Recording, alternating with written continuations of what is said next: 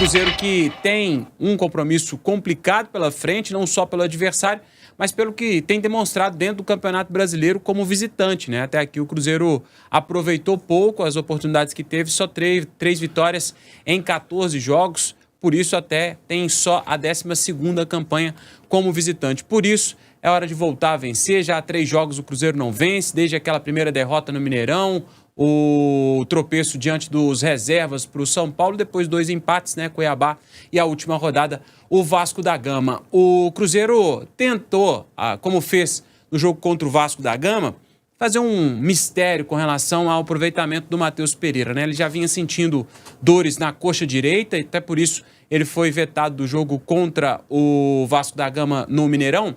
E aí ficava a expectativa com relação ao aproveitamento ou não do Matheus Pereira. A primeira atividade da semana, o Matheus, assim como os jogadores que participaram da maior parte do jogo no Gigante da Pampulha, ele fez apenas um trabalho de academia.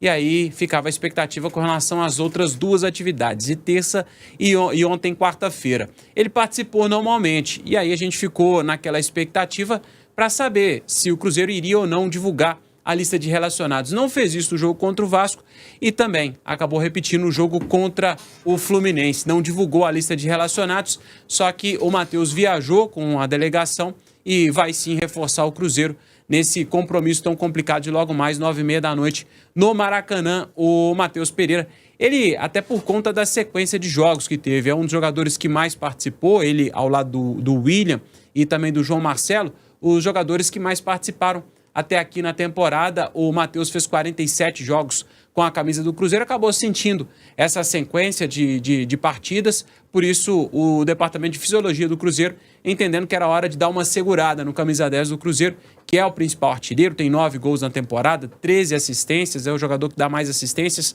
sem dúvida nenhuma, o jogador mais importante dessa equipe do Cruzeiro, que vai tentar voltar a vencer, né, de fora de casa, para esse jogo tão complicado contra o Fluminense, que também vive uma situação delicada, não só por conta dos desfalques que tem, a gente já sabe, né, com relação ao Cano, que está suspenso, o Diogo Barbosa também, que está suspenso, lateral esquerdo, mas também pela situação que vive na tabela de classificação, né, na zona de rebaixamento. O Fluminense vai tentar a todo custo a vitória diante do Cruzeiro, o Fluminense que joga em casa com apoio de sua torcida. É um time desesperado, né? Um time que o Fernando Diniz conhece no individual para lá de bem, né? Não tem o quê? 2 meses, né, que ele saiu de lá?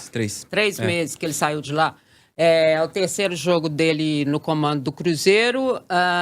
Já tem, obviamente, o time mais características do Mano do que do Fernando, mas, assim, no potencial individual, ele conhece, né, Lélio? Não desconhece esse time do Fluminense. Não, mas já é um time bem diferente daquele que ele treinou, né? Uhum. Bem diferente. É muito mais retranqueiro, né? Não, sim, mas até mesmo com jogadores.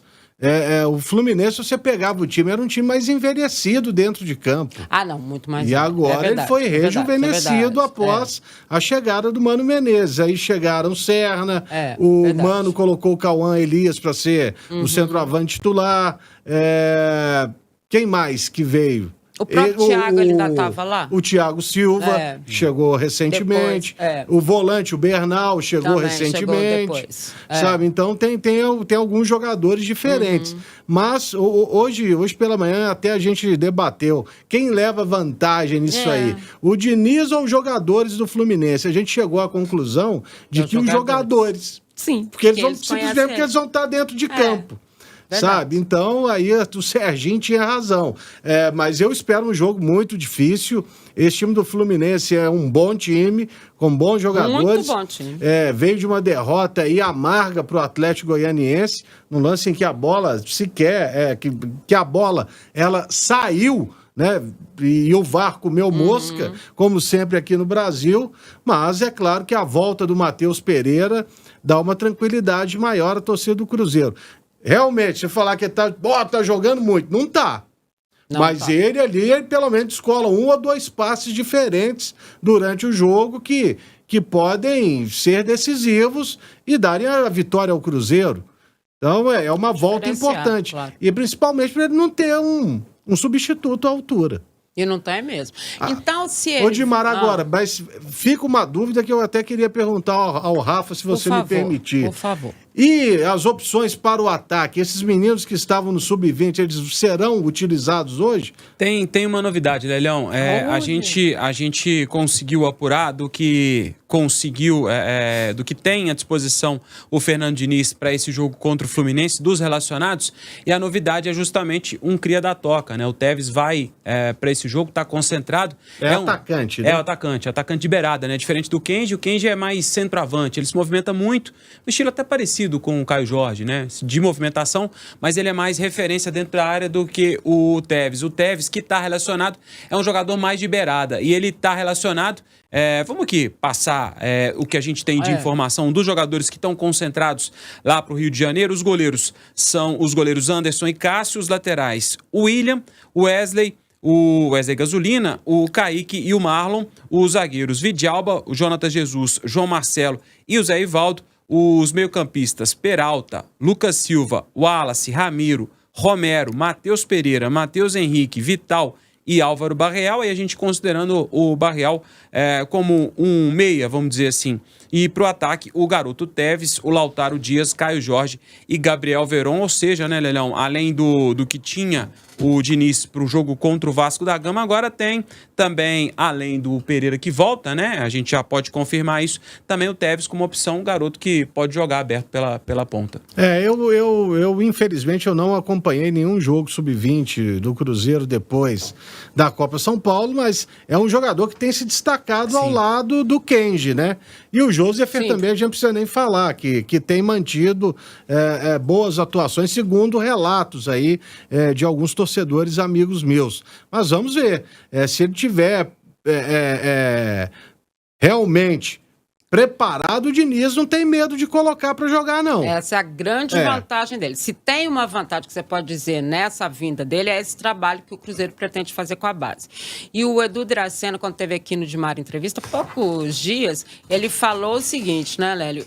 Eu até comentei aqui. Falou especificamente, nominalmente, sobre estes jogadores, ou seja, o aproveitamento deles já é para a diretoria do Cruzeiro, para a gestão SAF Pedro Lourenço, uma realidade, eles querem este aproveitamento. Então, assim, o Fernando Diniz meio que encaixa, né, nessa forma. Mas não tem outro campeonato, gente. Ou tem brasileiro ou tem Copa Sul-Americana. Desculpa, é aí que eles vão ter que entrar. E ainda mais nesse momento, né, que o Cruzeiro precisa tanto, né? O Rafa Silva, ele tá numa fase bem avançada de recuperação, dentro até daquilo que a gente já imaginava, que ele pudesse voltar mesmo no mês de outubro, mas fazendo ainda o trabalho híbrido. Pelo que a gente conhece e acompanha do futebol, mais 2 semanas pelo menos para o Rafa Silva ser uma opção de fato para o Fernando Diniz. Então, entendendo que aí já talvez para o jogo contra o Bahia seja um pouco apressado isso, mas na sequência o jogo contra o Atlético Paranaense, quem sabe o Rafa Silva também sendo uma opção, mas o Rafa Silva a gente sabe que até pela movimentação que tem, é um jogador mais de área, né? Não tão de beirada assim como é a situação do Tevez. Não deixa de ser mais uma opção que tem o Fernando Diniz, ou que passará a ter o Fernando Diniz a partir desse mês de outubro também.